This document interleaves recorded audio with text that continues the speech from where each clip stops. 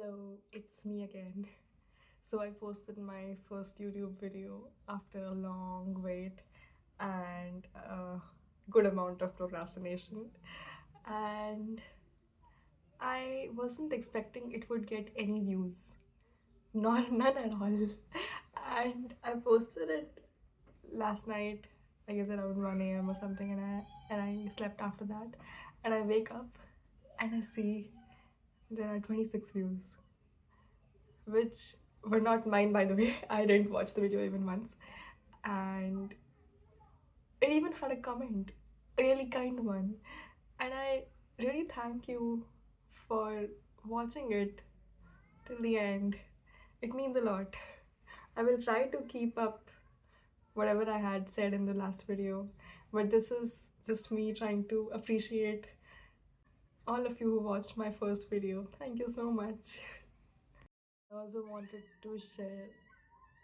Okay, I guess kids are playing down there, so I don't know if you can hear it, but yeah, it's a little distracting. So moving on. Okay, today is a little special for me because I am traveling to Himachal for the first time in my life. I'm going with a travel group. It's an all-girls trip. I have never been to an all-girls trip before, like with strangers. I have been to co-ed group trips like that with strangers, but I've never been to an all-girls trip. And we're going to Manali, and then we'll see Solang Valley, Sissu village, and then we'll head to Kasol and finally Jibhi and come back to Delhi. I am finally back from my trip and I want to talk about it. But this video is not going to be a regular Manali Kasol JB travel vlog. I am not going to tell you where I went, what I ate, or how to plan a trip. This video is more about my personal reflection, my personal travel reflection. I want to share what was happening inside of me when I was traveling.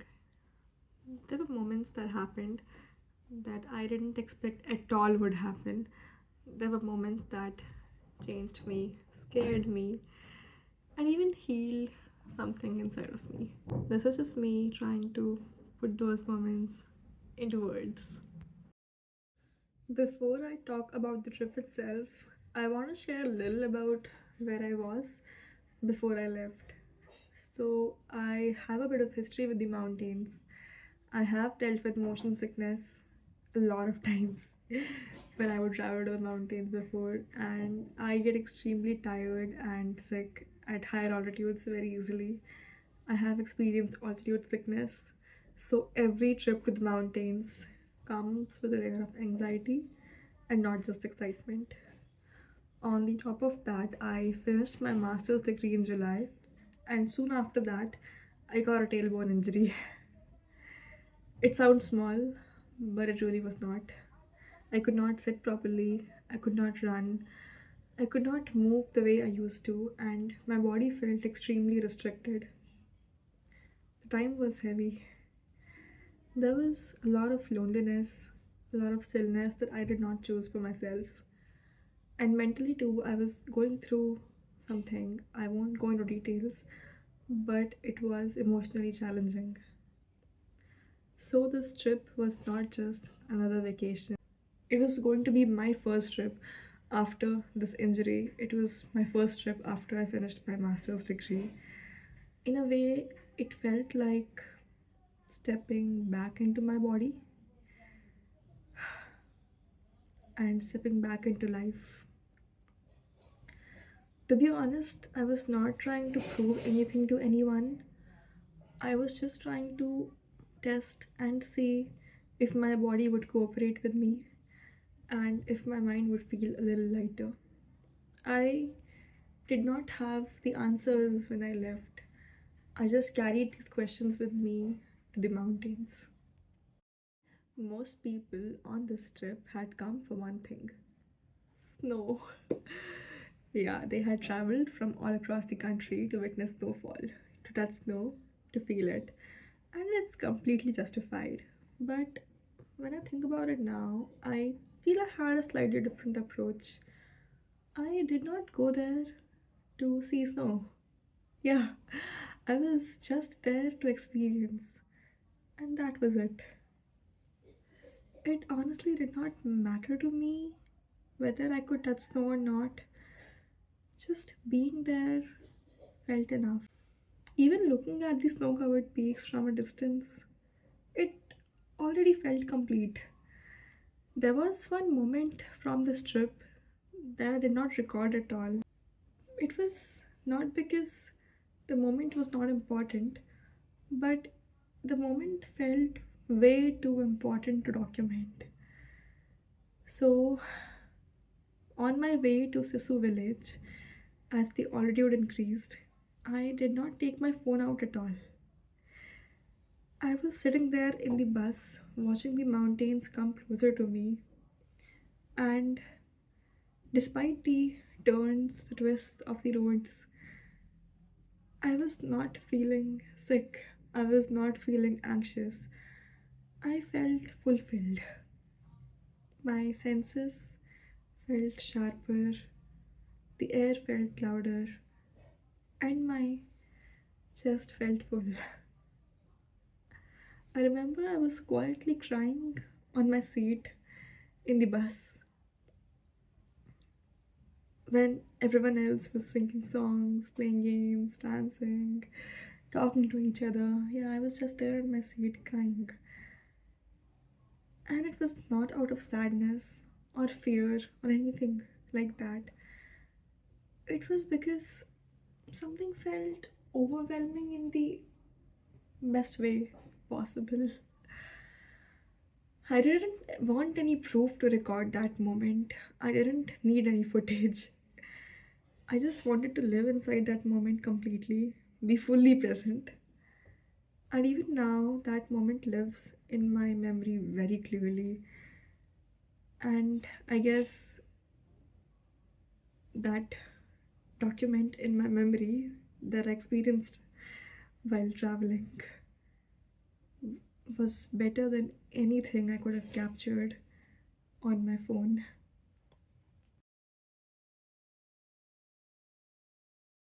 Something inside of me had shifted after Sissu. The trip kept moving. We went to Kasol, the days blending into each other.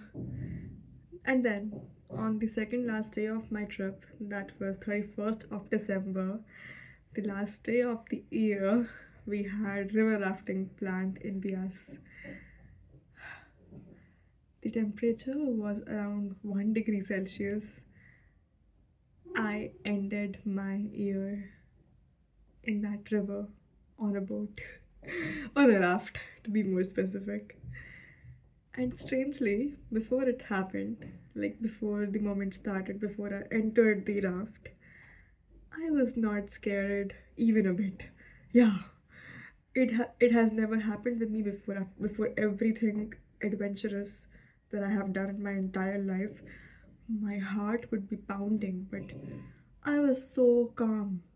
Yeah, I couldn't believe it was me. I got into the boat. The experience started. It was exciting. It felt really real. Very real. Okay. Not of words. But to be honest, when I got into the raft, I didn't plan on jumping in the river.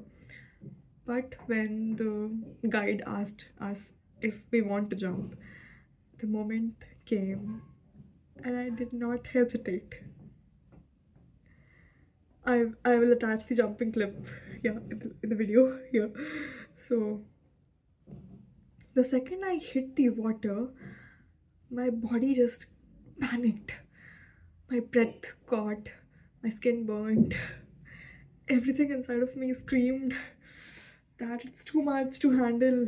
But something else happened as well. I felt alive. I was laughing the next moment. I was shaking, I was freezing, but also I was incredibly alive. I could never forget that moment when I jumped into the water and I was in the water for a few seconds there.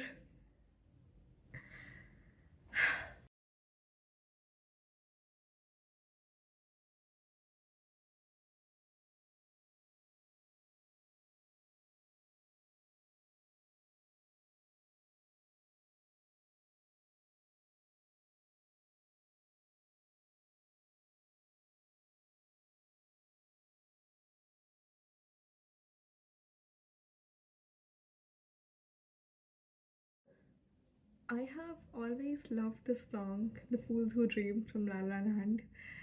It has a line which says, "She jumped into the river once, barefoot.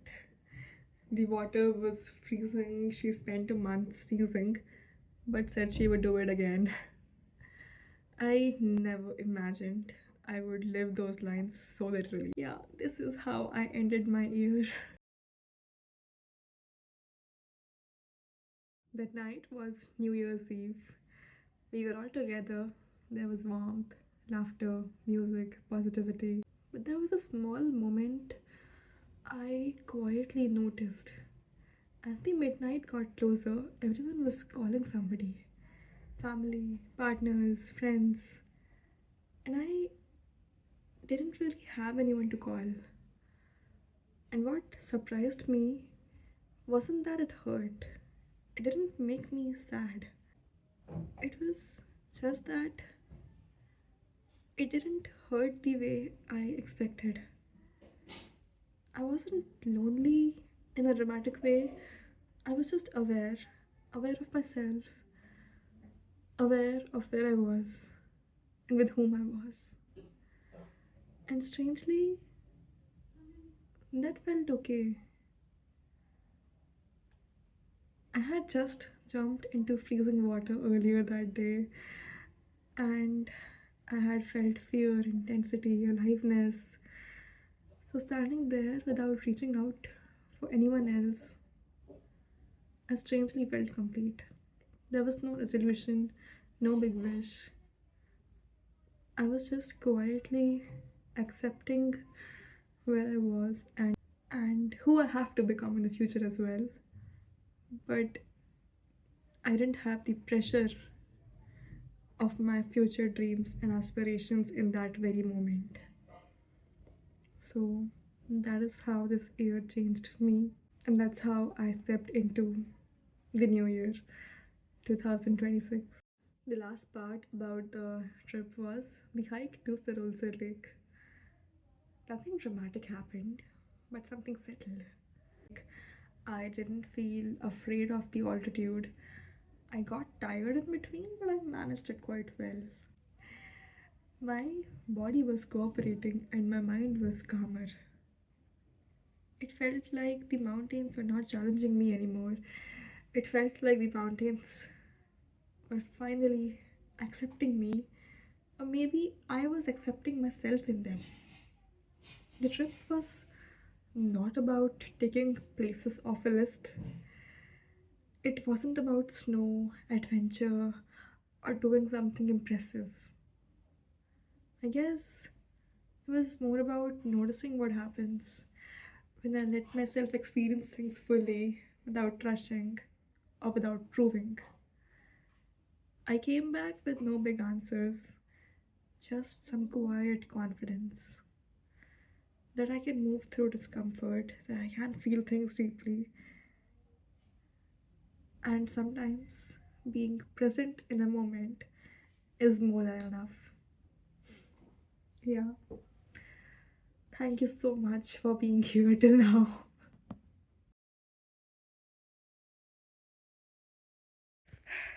It's 1st of January, and yeah, that's how I started my 2026. It's pretty nice because I remember I have spent my last 3 New Years at my home alone, probably watching some stupid movie or some stupid series or some show. But this year I was like, I can't be at home. Lots of things happened this year and I was in a really weird state of mind.